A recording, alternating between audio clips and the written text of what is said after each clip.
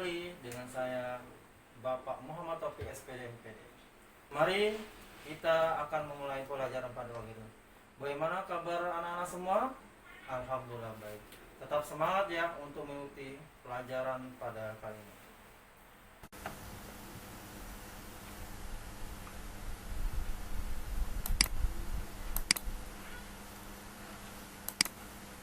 Anak-anak, bismillahirrahmanirrahim. Pada kesempatan kali ini bertemu kembali kita pada sejarah Indonesia kelas 12 pada bab 2. Pada bab 2 ini akan menceritakan bahwa Indonesia pada awal kemerdekaan hingga pada masa demokrasi liberal.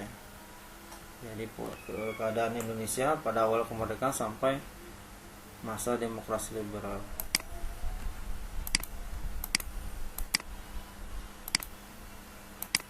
Kehidupan politik pada awal kemerdekaan, perubahan sistem pemerintahan dari presidensial menjadi parlementer yang ditandai dengan ada maklumat KNIP nomor 5 tanggal 11 November 1945. Perubahan fungsi KNIP yang semula menjadi pembantu presiden wakil presiden menjadi majelis legislatif. Penerapan kebijakan rekonstruksi dan sosial angkatan perang untuk menyederhanakan angkatan perang yang dianggap terlalu. Nah, ini kehidupan awalnya pada awal kemerdekaan. Kabinet pada masa demokrasi liberal. Jadi ada beberapa kabinet.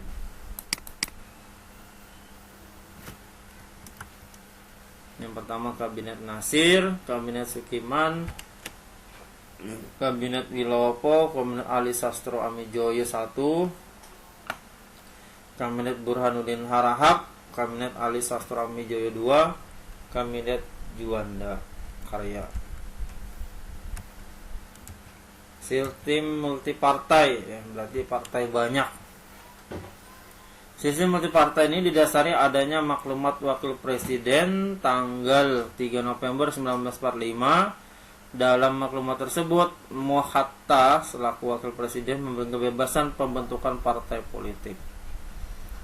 Menurut Mohatta, sistem multipartai betul untuk memudahkan kekuatan perjuangan dan memudahkan dalam meminta pertanggungjawaban kepada barisan perjuangan. Pada perkembangannya, partai politik pada masa demokrasi liberal saling bersaing, mencari kesalahan dan saling menjatuhkan. Pemilu 1955. Ini pemilu pertama ya. Pemilu pada 9 September 1955 untuk menganggota parlemen DPR dengan hasil sebagai berikut. PNI 57 kursi, Masyumi 57 kursi, Nahdlatul Ulama 45 kursi, Partai Komunis Indonesia PKI 39 kursi. Kemudian pemilu 1955 yang kedua pada tanggal 15 Desember 1955 untuk menganggota konstituante dengan hasil sebagai berikut. PNI Partai Nasional Indonesia 119 kursi, Masyumi 112 kursi, Nahdlatul Ulama 91 kursi, Partai Komunis Indonesia PKI 60 kursi.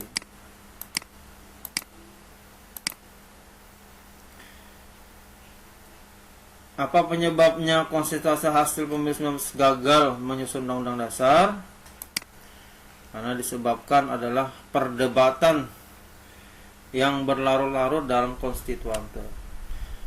Adanya perselisihan antara partai dan adanya desakan untuk kembali kepada Undang-Undang Dasar 1945. Langkah lanjutan, Presiden Soekarno mengusul agar Undang-Undang 1945 dibuat kembali sebagai konstitusi negara. Presiden Soekarno membubarkan konstituante melalui dekret presiden tanggal 5 Juli 1959. Ini dekret presiden. Masalah ekonomi awal kemerdekaan. Jadi ternyata masalah ekonomi yang terjadi pada awal kemerdekaan Indonesia, yang pertama adalah hiperinflasi ya. Berarti hiperinflasi adalah inflasi yang sangat berat atau yang sangat tinggi ya. Kemudian blokade ekonomi Belanda. Jadi ekonomi Indonesia ini terblokade oleh Belanda ya, diblokir sama Belanda sehingga menyebabkan susah dalam pengembangan ekonomi. Yang tiga adalah kekosongan kas negara. Namanya baru awal ya, tidak punya kas ya karena baru merdeka. Nah, adapun upaya mengatasi masalah ekonomi awal kemerdekaan tersebut adalah yang pertama mendirikan Bank Negara Indonesia BNI. Ya makanya BNI sekarang BNI 46 ya. 1946 karena pada kemerdekaan kita 17 Agustus 45 BNI-nya kemudian tahun depannya 1946 kemudian berdiri. Melakukan diplomasi beras dengan India ya. Jadi ternyata India pengusaha beras ya, penghasil beras di sana. Jadi kita melakukan diplomasi supaya bisa mensuplai makanan khususnya beras kepada Indonesia. Kemudian mendirikan Indonesia Office in Dock di Singapura. Nah, ini salah satu karena perdagangan terbesar Singapura, wilayah Asia Tenggara ya. Indonesia mendirikan kantor di sana supaya mempelajari perkembangan ekonomi. Kemudian mengadakan konferensi ekonomi, membentuk badan perancang ekonomi, planning board, melaksanakan Casimo Plan, membentuk persatuan tenaga ekonomi, melaksanakan program pinjaman nasional. Pemikiran ekonomi nasional pada masa demokrasi liberal. Jadi ini sudah masuk masa demokrasi liberal ya. Nah, menurut Sumitro Joyo Hadikusumo, pembangunan ekonomi pada masa demokrasi liberal masih menemui berbagai hambatan. Kondisi tersebut disebabkan sistem ekonomi kolonial masih mengakar kuat di Indonesia. Menghadapi kondisi tersebut, Sumitro Joyo Hadikusumo menitik beratkan ekonomi nasional dengan memperluas sistem perdagangan. Selain itu, pemerintah merangkul kaum pribumi untuk mewujudkan kelas pengusaha pribumi. Jadi diharapkan pemerintah pribumi yang menjadi pengusaha ya, bukan selain pribumi. Adapun upaya mengatasi masalah tersebut ada namanya gerakan benteng ya. Nah, kemudian Gunting Saripudin, nasionalisasi perusahaan asing, sistem ekonomi Alibaba, membentuk Biro Perancang Nasional. Jadi dari pertama gerakan benteng, kemudian Gunting Saripudin, Gunting Saprudin, ya. Kemudian nasional perusahaan asing, lanjut ke sistem ekonomi Alibaba, kemudian membentuk Biro Perancang Nasional. Ya demikian dulu untuk pertemuan kali ini, bagaimana perkembangan ekonomi dari awal kemerdekaan sampai ke demokrasi liberal.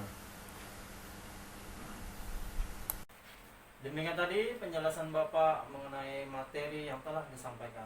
Semoga bermanfaat dan dapat dipahami. Tetap semangat, tetap belajar walaupun berada di rumah, dan jangan lupa membantu orang tua serta beribadah. Terima kasih. Assalamualaikum warahmatullahi wabarakatuh.